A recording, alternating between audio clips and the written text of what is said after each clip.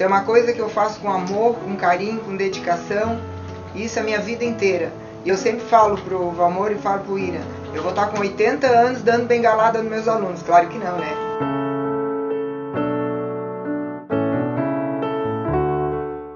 Mas eu amo que a educação é fundamental. Eu sou de séries iniciais, de primeiro ao quinto ano, do qual eu fiquei esses 20 anos. Então a gente não sai da faculdade com uma malinha embaixo do braço e dizer eu estou pronto para o mercado de trabalho. Nós só vamos nos reciclando e reconhecendo, tendo experiência na nossa vivência. E eu sempre digo, a experiência é muito importante.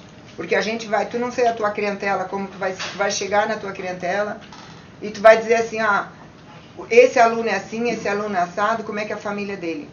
E a gente tem que resgatar isso. E eu sempre procurei resgatar num todo, independente de cor, de credo e religião, e isso para mim faz uma diferença. E eu, até hoje, eu trabalhei em colégio privado particular, onde meu filho, do qual estudou muitos anos, com a bolsa, porque sabe que o professor não tem a verba toda para poder bancar um filho num colégio particular do qual onde ele estudou, mas graças a Deus a gente conseguiu superar tudo isso, e isso para mim fez uma diferença.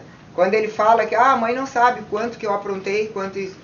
Claro, eu ia para a escola, trabalhava, saía de manhã às 7 da manhã, chegava às 11 da noite. Então, quando ele fala nessa questão de a mãe não sabe o que eu aprontei, meu irmão sempre fez essa diferença.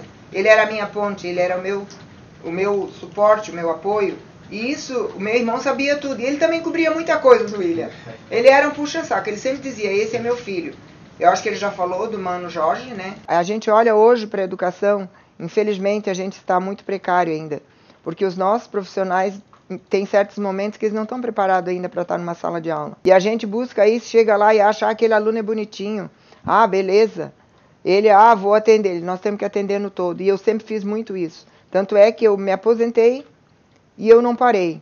Eu tenho um espaço aqui na minha casa, do qual eu trabalho com alfabetização. Não, desde sempre, desde que eu me entendo por gente, desde meus 3, 4 anos de idade, que nem sabia escrever, nem estava na escola, porque naquela época eu já entrava com 7 anos de idade na escola, eu já era professorinha das minhas bonecas de pano. Fazia cadeirinha de madeira, as tabuinhas e botava e eu já dava aula. Então a minha vida inteira eu já era líder, porque eu sou nato. Eu não aprendi, eu já vim, eu nasci. Então eu sou uma pessoa extremamente realizada dentro da minha profissão. Até então meu pai, quando fez o vestibular, ele queria que eu disse, filha, tu vai fazer para ser advogada. Eu disse, não, eu vou ser professora.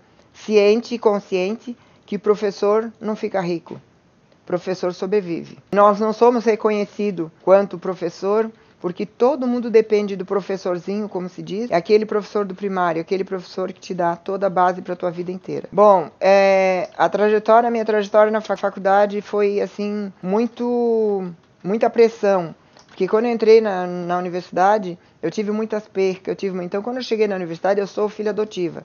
Eu vim de uma família muito carente, muito pobre mesmo, mas pobre de Jó.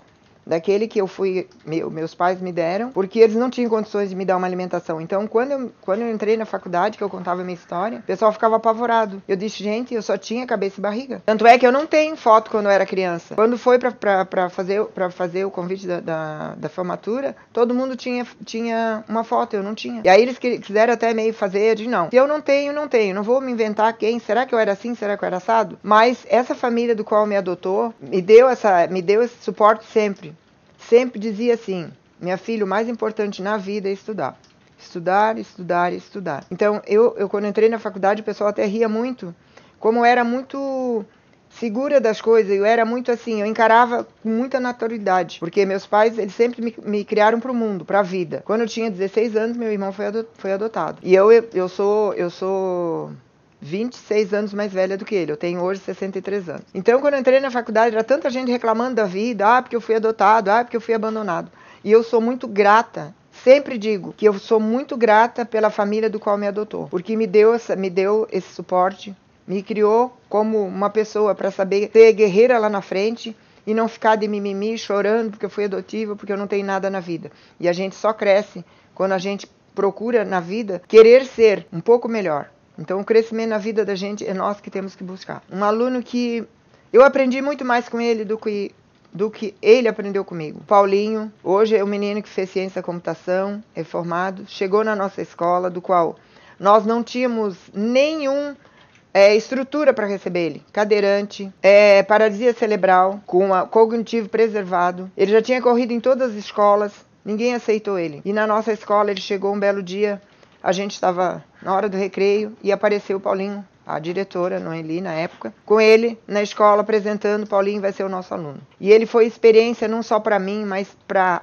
a escola inteira de 4.500 alunos. Foi uma experiência que eu sempre digo para todo mundo. Todos os professores deveriam ter um aluno exemplo como o Paulinho. Porque os professores olhavam para ele como coitadinho, pobrezinho, que não vai aprender. E quando ele chegou na escola e falou assim, eu olhei para ele e eu disse, Paulinho, qual é teu objetivo? Porque ele ouvia, mas não falava, mas era uma inteligência fora de série. E ele começou a chorar. E eu, como não entendia ainda a linguagem dele, porque daí eu fui estudar, fui fazer todo um processo para poder estar aceitando ele na sala e poder estar trabalhando com ele. E ele disse, aí o pai disse, professor, ele quer se alfabetizar, ele quer ler. E aí o pessoal, que já tinha feito todo na fundação, sempre foi, a vida inteira ficou na fundação, teve os especialistas todos, e já tinha dito para os pais, pai, o limite dele é até aqui e não vai ter mais o que fazer com o Paulinho. Daqui para frente ele vai vindo para a fundação, só para fazer os exercícios, mas alfabetização ele não vai se alfabetizar. E num ano eu alfabetizei o Paulinho. E quando ele chegou na fundação, chegou um dia e pediu computador para uma coordenadora lá que ele queria escrever. E aí foi aquele circo de olhar uma para outra. O que tinha acontecido com o Paulinho?